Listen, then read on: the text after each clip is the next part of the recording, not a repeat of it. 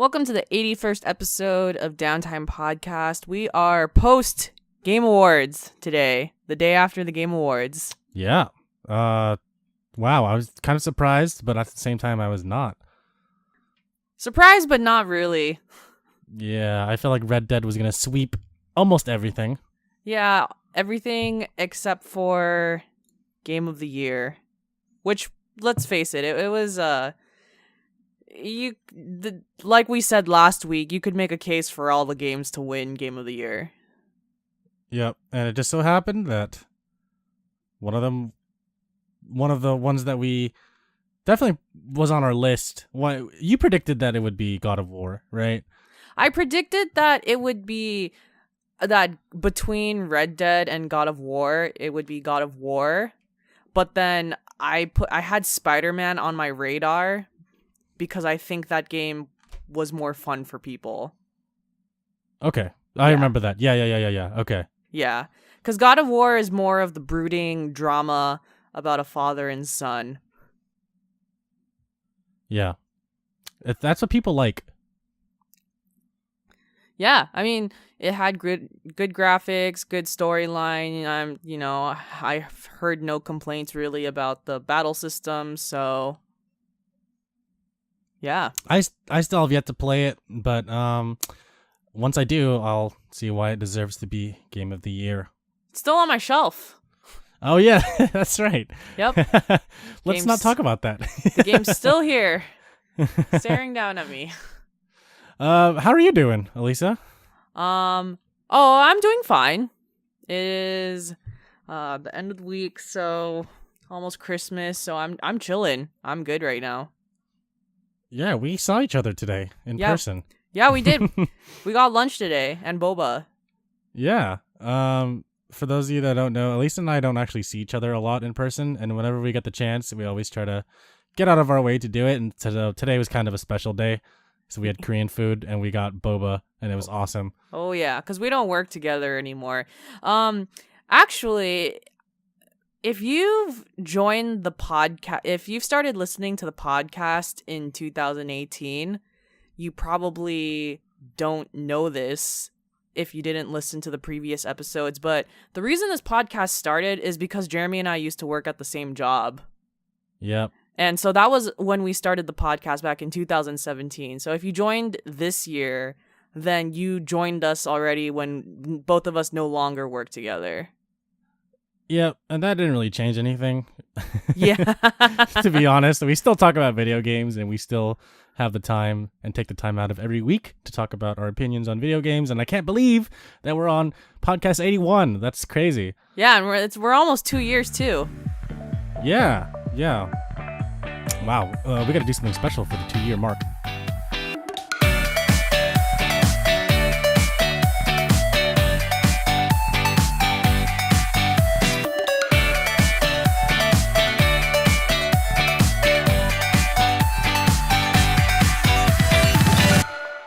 So this week, I've been playing Monster Hunter, but no real updates. I'm just playing Monster Hunter. I haven't played the online yet, but I do want to play that soon. Now that I'm like getting used to the controls of Monster Hunter and upgrading my weapons a bit, I'm definitely gonna hop on a little bit of the multiplayer probably next week. But the one multiplayer that I really want to focus on is Red Dead Redemption 2. I didn't play too much of the multiplayer missions. I've only played one multiplayer missions, and then I just kind of like roamed around the area and then just did whatever. But I did try Red Dead Redemption 2 online last week. Yeah. How's that? It was the beta, right? Yep, it was the beta. It ran really well. It ran very smoothly on my really crappy, like, 40-inch TV and regular PlayStation non-pro, non-slim. Okay. Yeah, okay. It was in beta, and I guess I didn't exactly get to what was so beta about it. It felt pretty okay.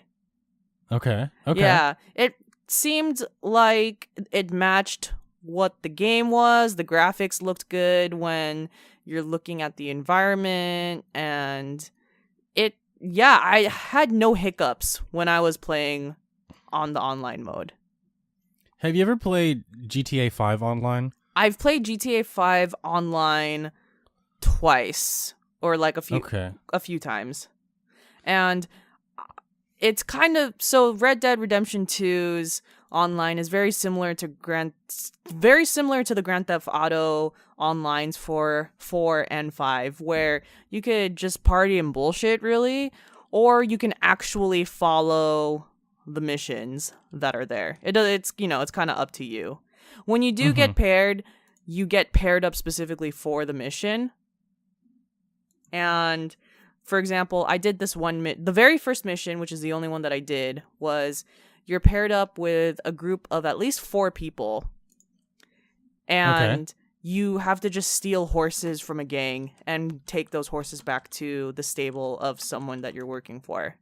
And it took very little time to be paired up. I got paired up with 2 people, so it was 3 of us total, and we did the mission. And the 2 players who did it actually did the mission with me. I've played Grand Theft Auto where we're put in the mission together, but the 2 people, but the people I'm paired up with aren't really doing the mission.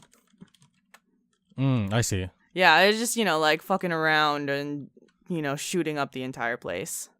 Cool. That's awesome. Yeah. So this time, it felt so proper. We completed the mission, felt like we did it in a timely manner, and yeah, it was pretty smooth. It was very nice.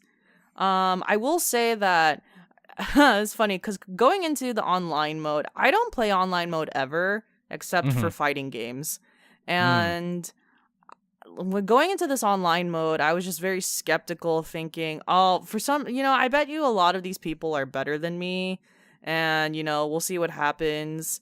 Turns out that I was the best one on that team. Oh, not to brag, right? Not to brag, but, my 2 people, kept getting shot and, had to respawn or whatever. I was like, guys, what are you doing? Shoot the goddamn gang. Yeah, you point your gun at the dude and just pull the trigger. Yeah, it's like they didn't know how to shoot. Because, part of the mission, since you're stealing a horse, is you have to shoot ongoing gang members at you. But you can shoot on a horse. I don't know what these people were doing. I see. Turns out I was better than them. So I underestimated myself. I just imagine you wearing a cowboy outfit and you're like, guys, what the hell? You're pointing your gun at them. I might as well just shoot all of you. I could do this mission by myself. Really, though? Now, that is a wonderful segue to my cowboy outfit. Wait, what? Because the customization, this is probably why it was in beta. Man, the customization was, so weak. Sucks. Yeah, it wasn't that great. And I don't know. I kind of okay, so this is just me. I wanted my cowboy to be pretty fit, and I chose a female. I'll post it on the Discord. I made a character that would probably reflect me in some degree. And I wanted it to look a little bit proper and on the clean cut side, but straight up, a lot of these options for customization, for example, all the skin options, they had pimples and blemishes, and they were really sticking to the True Grit cowboy world vibe. Very much dirty, very much you're in the Wild West. And that's cool. I just wanted my person to look nice. You can customize Arthur Morgan to look really clean cut, but you couldn't do that for your cowboy in the game. Your online cowboy? My online cowboy, which I named Allie Mae Sue because... Wait, you can be a cowgirl, right? Yes, I'm a cowgirl. Okay. Oh, okay, cool. Yeah. Pretty much the character doesn't look like me, but resembles my features. Can you pick are there different ethnicities you could choose? No. Different races? But there's skin color, so you can assume. So they're all white people. No, I'm brown. No, I mean like facial features or just race in the game is all Caucasian? You know what? Like, you can't make an Asian That person is- or a black person? That's kind of debatable because there are definitely some preset facial features that when you hover over them definitely resemble different races more than others, but Okay. without outright saying it. Oh, okay. I kind of understand what you're saying. Yes. Cool. Yeah. So my character's brown with black hair. So it worked out that way.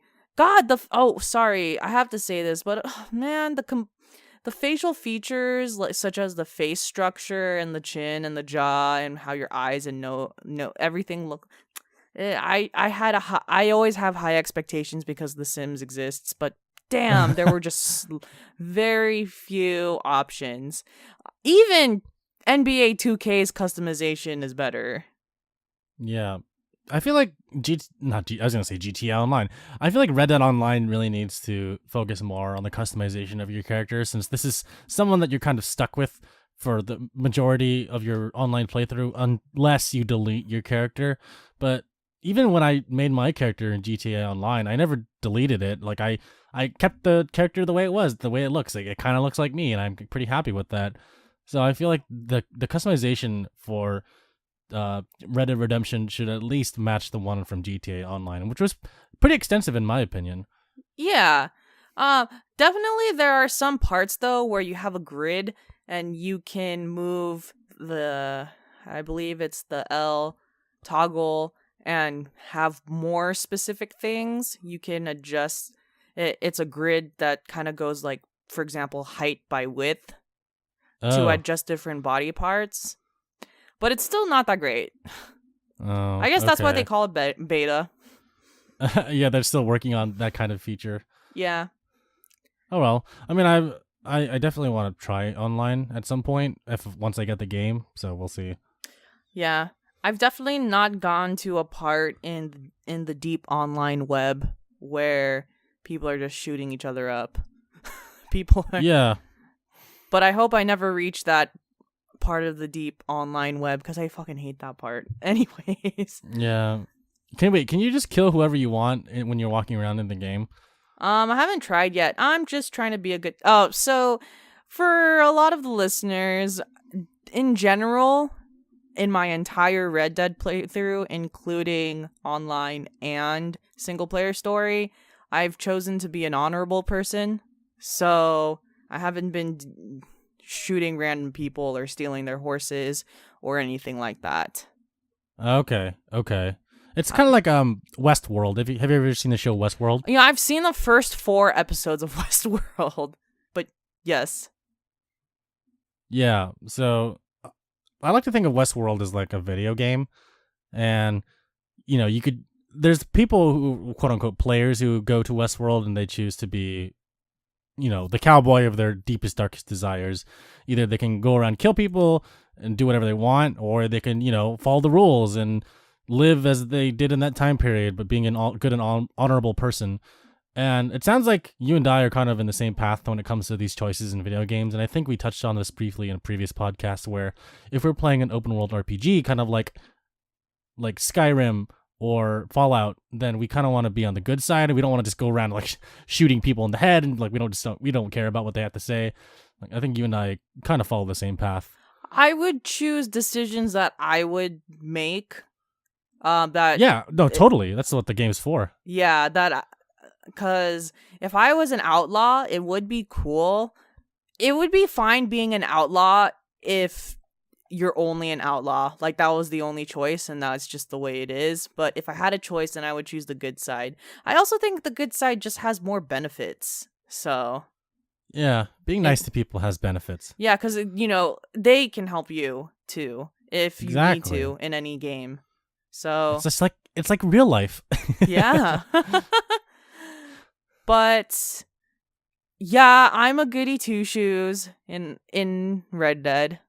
No regrets. No regrets. No regrets. No regrets. In the single player storyline, I'm getting a little bit more into the main plot. I am now. There is a female character introduced now. Her name is Sadie, and there's not much I can say yet, but I think she's going to be one of the main characters.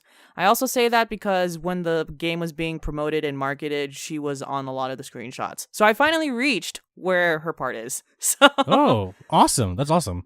yes. So I'm excited for that. Like, now that I've reached the point of the plot where things are really getting started, I feel more invested in actually, like, not just messing around, but actually finishing the storyline. Cool. So thank God we reached that point, guys, because we were about to never reach that point. So Hey, we made it. we made it. Yeah. Yes. And also, thank you to PJ Sucks and Hooded Dude on the Discord. I wanted to give them a shout out because I was having a lot of trouble in this game shooting. I felt that when I was drawing my gun and shooting, that it felt like the button was sticky. Like I would press trigger R2, but there was no immediate reaction to just shoot. Like, it would take a few seconds. And that was frustrating for a while, but they told me, which it's my fault because I never changed the default options and controls of any video game, but I never do it. It's just habit. I just play it the way it is. But because I changed the dead zone, I basically changed the option, so now reaction is immediate. So cool. Yeah, oh my god, it's made my game so much more enjoyable. So shout out to you two. Yay. Hey. Shout out to you guys. Yep. And that is all I'm playing for this week. Awesome. Cool. Yes. Are you part of the Smash team? Yes.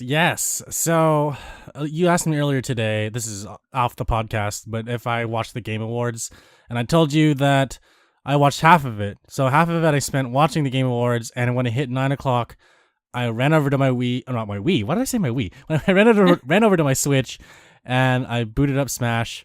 I pre-downloaded it last month, November 7th, and I was playing Smash for the rest of the Game Awards. I didn't really care about the Game Awards anymore. I was like, I just want to play Smash. So yeah, I hopped on Super Smash Bros. Ultimate, the latest entry in the Smash Bros. Franchise, and I'm a huge fan of the game series, and I'm a huge fan of this one. I think the game overall right now is a lot like Melee. It's very fast paced. I've noticed that, and the way I said it with an inflection is because, people might think otherwise. Yeah. Because a lot of people consider Melee the best Super Smash Brothers game in existence. They think that's the defining crown jewel. I didn't know that was the main opinion or majority opinion. There's a documentary series on YouTube. I forgot the name of it. It's Smash Brothers documentary that's like 8 parts, and it's all about the different iterations of Smash, but it focuses highly on Melee, since Melee is the tournament version of Smash Brothers. Yes. Like they even created a mod for Super Smash Brothers Brawl that makes it the same speed as Melee. A lot of people felt like Brawl on the Wii was a lot slower than Melee, and so and the reason for that being was I think Masahiro Sakurai, the director of the series, mentioned that he wanted to make it slower for more casual players, but a lot of the pro players didn't like that. So what you have today is you have a lot of guys bringing their CRT TVs to tournaments or just like conventions and just playing Smash Melee with everyone around them. Definitely in college that happened. Like, I was part of a club that we actually did Melee fundraisers. Hey. And so people really would bring their TVs. It's true. Yeah. No. And I think out of all the Super Smash Brothers games, my brother and I have probably put the most hours into Melee. We played that game front to back, and I don't regret every single moment of it. Yeah. Unfortunately, my save file on the game was deleted because I had it on a memory card that got erased over time, and I shouldn't have bought a third-party memory card back in 2006. But you know what? It is what it is. It is what it is. And now I have a new Smash game to look forward to with every single character from every previous game on there. You got everything from Sonic to Snake, from Bayonetta to Cloud. And now they announced at the Game Awards that Joker from Persona 5 is going to be a playable character in 2019. So that's going to be pretty cool. That's huge too. That's the main character of Persona 5. Yeah, so for all you Persona fans, I know you're excited. Everyone on Reddit was like screaming, like, "Oh my god, they did it! They actually did it!" And I was even kind of hyped. I've never played Persona, but I was like, "Oh my god, like this is awesome!" Like they are literally pulling characters that fans have wanted at the same time. Like they're from all these different franchises that we couldn't imagine that would be here. Like I'd never in a million years did I think Ken and Ryu or Cloud would be in Super Smash Bros. But here we are. Here we are. It's 2018. Yeah. It's crazy because the Joker, and I forgot what his name is in the anime, like what his canon name is, but he is one of the most popular main protagonists of the Persona series too, because he has more of a personality in the game. So a lot of the protagonists that come through Persona are definitely much more of the passive. Like they do talk, like they make the noise once in a while, like in Yakuza. Yep, like the and they're definitely part of the storyline. But the way that the Joker is integral to Persona 5, like this character is badass as fuck. So awesome. Yeah, this is gonna be awesome. Yeah, so he's part of a DLC pack. It's called the Fighters Season Pass, and what you can do is you can pay $24.99 for 5 extra DLC fighters that are yet to be announced in 2019. So one of the 5 is Petey Piranha, I believe. I'm not sure if he is one part of the Fighters Pass, but also Joker. So that leaves 3 more unidentified characters that they're going to come out for Super Smash Bros. Ultimate. They're already planned, so even though fans have been outcrying for other characters like Goku, for example, like Nintendo and Masahiro Sakurai already said in an interview and press statements that they've already decided on what the next characters are going to be. So even though you might ask him on Twitter, like, "Oh, hey, I want this character to be in Smash Ultimate," like he's probably going to turn you down because the decisions have already been made. They're just waiting to release them. So it's kind of exciting. It's kind of a mystery who's going to be coming up next in the Smash roster, since there's already like 70 something characters. I got a hot take prediction for you. Yeah, let's hear it. If they're able to get the Joker, who is from Atlas, which is associated with Sega, I bet you they're going to get Majima or Kiryu or both on Smash. I really, really bet that's gonna happen. I mean, they already have Sonic. He's like Sega's mascot. Yeah, exactly. Like the fact that they got a Atlas Sega character, I think they're the possibilities of getting any Sega character are endless. That's true. And yeah. Persona's only on PlayStation, or is it on Xbox as well? I think it's only on PlayStation. Well, there you go. If they could have other PlayStation characters on a Nintendo console game, then like you said, the possibilities are endless. Yeah, which I think is really cool. Yeah, so that's my hot take. Hey, I like it. Hey. I think you might be right, and I would be super excited for that. That would be awesome. I'm already planning to buy the season pass. So I'm just waiting until they announce something else. Dude, so my coworker, after work, he went to GameStop to get Smash Ultimate. Nice. Apparently, the line went around the corner. Like it was huge. He was actually surprised that the line was still long today, because he figured that everything died out. Wow, that's crazy. I mean, I know. I'm really glad I bought the digital version, so I don't have to wait in line for that. But still, like, Nintendo knew that this is going to happen. That's why they had everyone pre-download the game back in November, because they knew that, hundreds of thousands of people are going to be playing this game release day. So they needed to have enough copies digitally, but also physically. I'm hoping that GameStop downtown had enough copies of the game to give to people. Definitely. Especially because it's such an easy multiplayer game. Oh, totally. Like, it's both a casual fighting game, but it could be an intense one. Like, in this version, I would say the customization options are, like, really plentiful. There's a lot of different customization options. Yeah. Everything from, like, the stages, each stage has like different versions. There's like a tournament version. There's like a platform version where there's like 3 platforms and a flat stage. The tournament version is just like the flat stage, and there's also the regular version, which is like, you know, the version that you get when you see the trailers. It's like the walls will come apart, or you can break stuff, or random things will happen. But the tournament versions are like, it's just a flat platform that you can like bring to a tournament, like a professional tournament or an esports tournament, and just play against other people. I think that's what Nintendo's trying to go for. They're really trying to go into the esports stage with this game, and I think they could do it. I really, really think so. Yeah, definitely.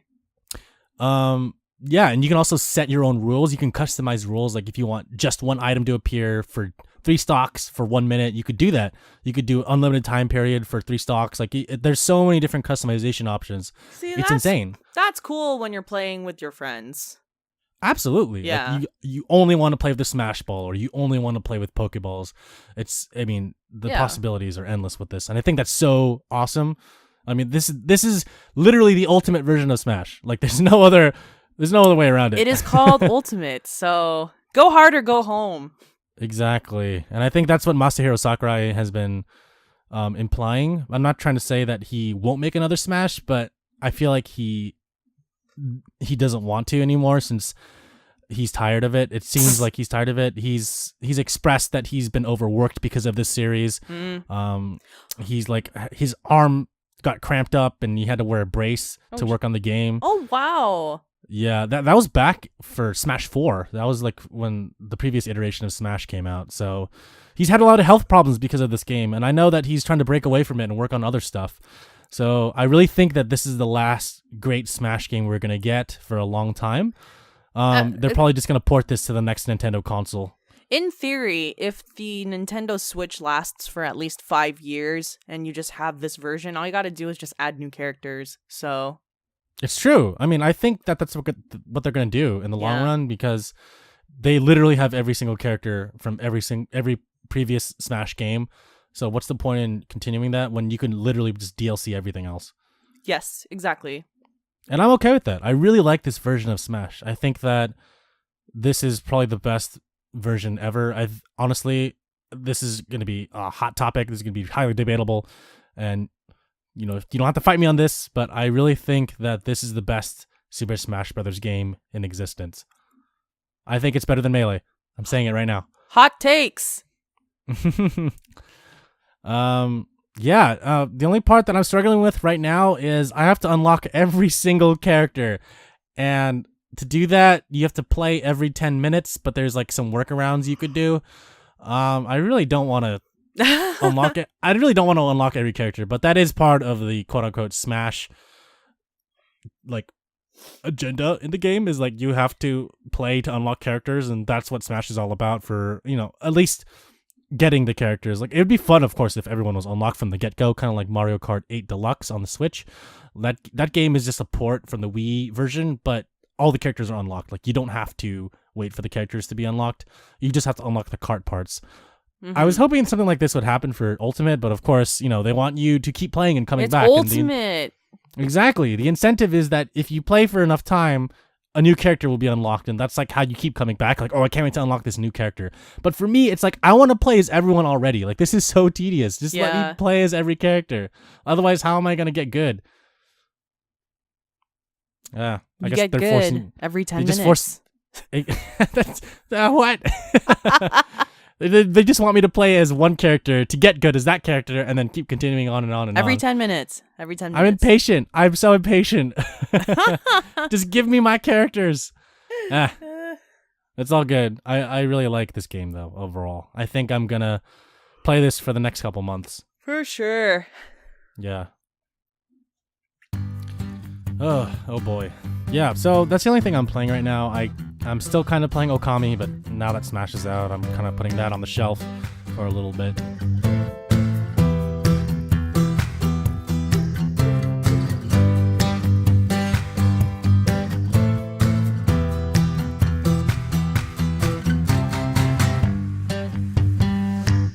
I will say that we are recording this a day before the Kind of Funny showcase, and we know that there's going to be a Yakuza announcement, but it's not going to be on this podcast.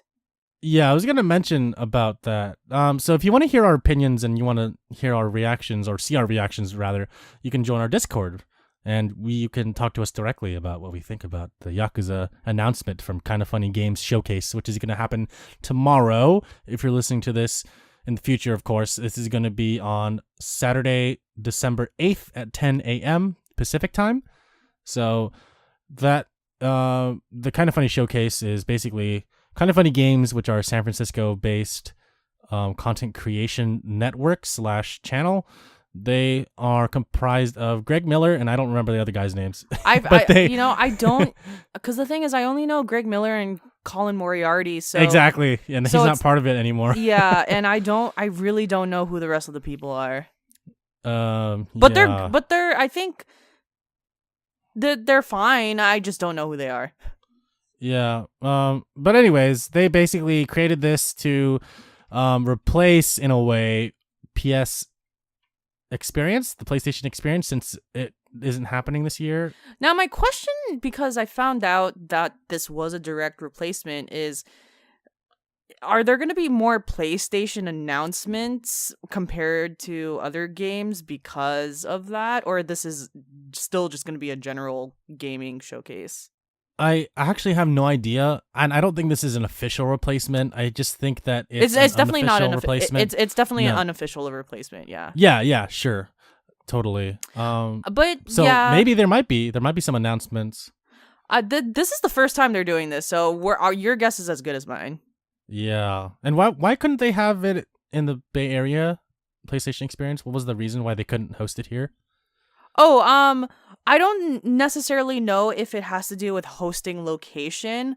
The official reason, whether or not we believe it, is that there were not enough games or announcements to showcase, and that's why they canceled PlayStation Experience this year.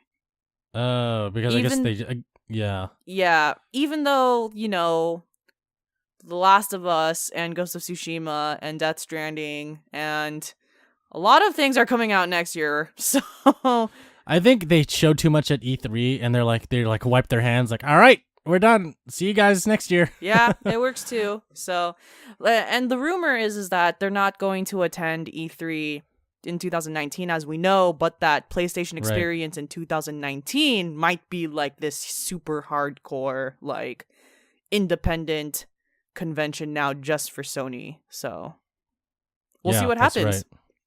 Yeah, it's going to be interesting to see Xbox and Nintendo duke it out. Yes. We mentioned that before. Anyways, the Game Awards. There were some big announcements in between the awards ceremony, which was kind of cool. Yeah, I didn't watch it, so I only saw the announcements and the award winner. So, I don't know if, for example, there was another flute again playing on in transition. Oh, you mean that guy from E3? Yeah. Yeah, that was a thing. That happened. It's still my favorite thing that came out of E3 this year. Just some dude wearing the rice patty hat. And just what is going on right now? So yeah, I remember cutting back to the show. I was cooking dinner and I was watching at the same time. So I remember glimpsing at some band playing a song from Red Dead Redemption 2. I don't know what the song is called. I just remember it was kind of folk-ish. Yeah, so yeah.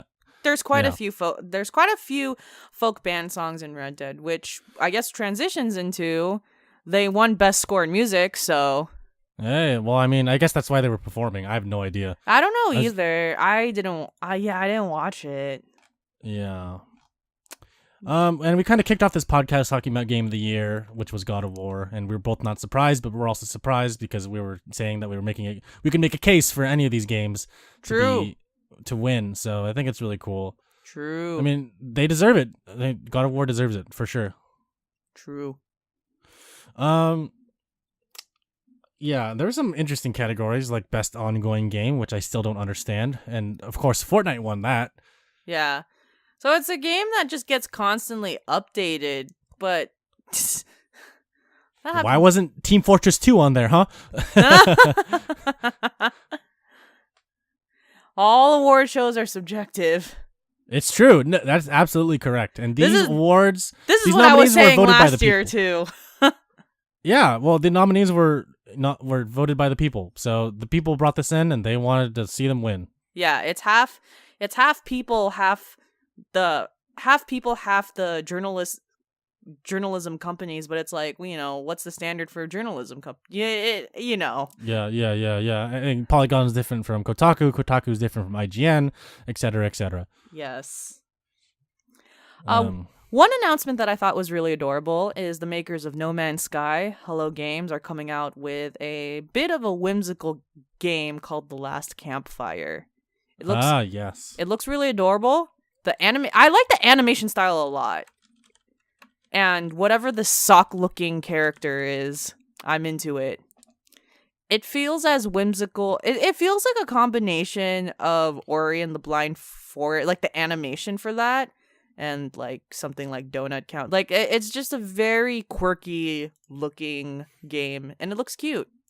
Yeah, I agree. I just want to say that I think it's awesome that Hello Games is releasing some new stuff, despite all the super negative reviews of No Man's Sky in the past. So I think it's kind of cool that they still have the confidence and vigor to keep going forward and making new stuff. Yeah, fuck the haters, y'all. That's pretty much their motto at this point. It is.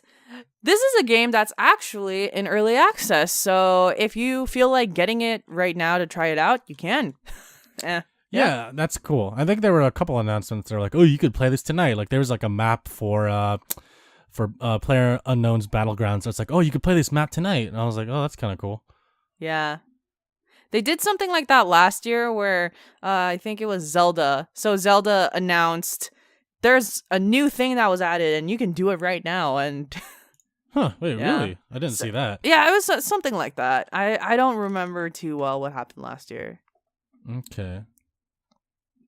Maybe it was like some DLC or something. I forget. Yeah. I remember that there was another. There were two reveals that I remember seeing. There was one for Psychonauts 2, which showed a gameplay / cutscene trailer, which was awesome. Yeah. I still have yet to play the first one, and I know, don't hate me on this. I haven't played Psychonauts. Anyone, please, people listening, don't hate me. I really need to play it. It's on my list, I promise, but Smash is in the way right now. Look, if Rasputin's in Smash, I'll be like, all right, I want to go play Psychonauts right now. That'd be cool, honestly. Like, if he's in Smash, whoa, wow, wow. Yeah. Good job, Nintendo. Yeah, and we at Downtime Podcast, we support our Bay Area developers. Yay! Shout out to everyone at Double Fine. Yes. And speaking of Bay Area developers, another announcement that I saw was Supergiant Games, the people who make Bastion. Oh, yeah. And they made Pyre last year. They're coming out with a new game called Hades. And yeah. Same style that you expect out of Supergiant, and yeah, it looks good. Totally. Yes, it looks like their main narrator for Bastion. Like, I think it's like the Supergiant narrator actor is back, because I recognize that voice all the time. His name's Logan Cunningham. Yeah. That's cool. Yeah. I remember they also revealed the new Mortal Kombat game. Bruh, come through! Oh my god, April 23rd.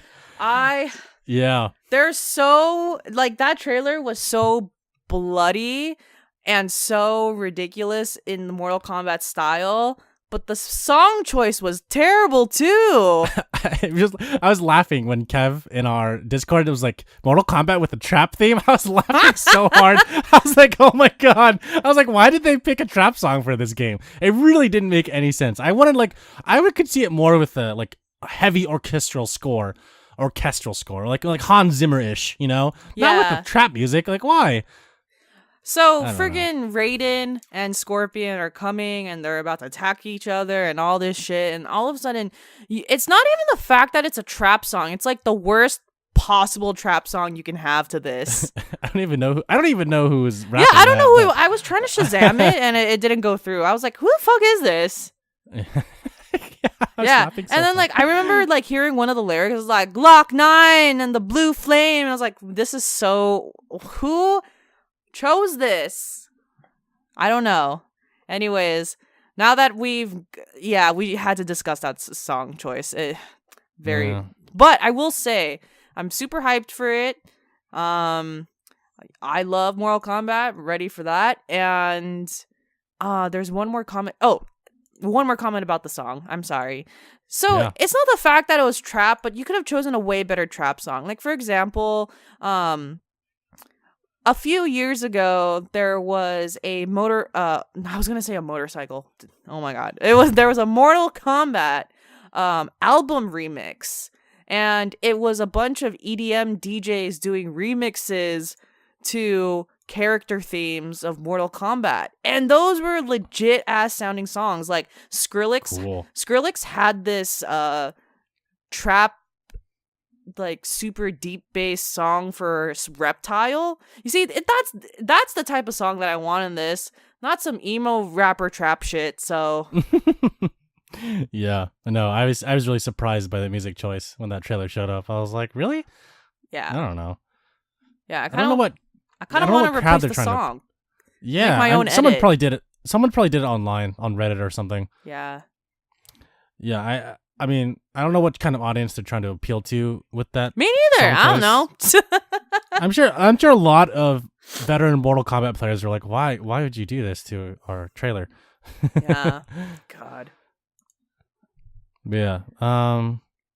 That's all the announcements I saw in person, aside from the Persona 5 one, which I saw the next day after the Game Awards. Yes.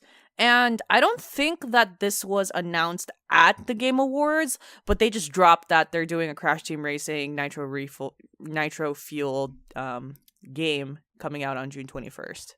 I think that was announced during the Game Awards. Oh, that was announced. Okay, yeah. Yeah. I saw saw one of the first things. Okay, for sure. I saw the trailer and I wasn't sure if it was actually in the show or not. But hell yeah. No, you right. And hell yeah. Hell yeah, that game is the best. That was my game. Like, that was me and my family's game, like, way back in the late 90s. Oh, man, this I'm so excited. They even had the polar bear. Like, cool. It's gonna be legit. Did you text your cousins and were like, hey, look at this? Yes, I did. I texted Nice. my one cousin who me and him versus all the time. Oh, man, It's so much hype for this. This is gonna be so good. I think one of the reasons why this is coming out is I think the Insane trilogy and the Spyro remaster were very successful. That's right. And because of that, they're like, all right, let's fucking do this. And it's like, this is the best possible game that you could have. See, now I'm not even that mad that they didn't put Crash Team Racing on the PlayStation Classic, because it turns out they were doing a remake for it all along, so it doesn't matter. Yeah, you're like, this wipes away everything I had about it. Yeah, so it's all good in the hood. Totally. Yeah. And I'm definitely gonna pick it up. I haven't played Crash Team Racing or any Crash Kart game before, but after seeing the trailer for this, I think it's really awesome. So definitely going to pick that up. It's fun. I think that compared to a Mario Kart game, Crash Team Racing is much more brutal. Like, it's not like brutal. It's still comedic and it's still an animation, but it's just like, for example, the bombs and like the depictions of it are much more vicious than they are in Mario Kart. Which is more cutesy. Right. I feel like Mario Kart appeals to more of a general audience and definitely towards it skews to a younger audience. I feel like Crash Team Racing is definitely for a little bit more mature audience. I'd say like E10 plus teen rating. Pre-teen. Yeah, pretty much. And yeah, those are all the ones that caught my eye.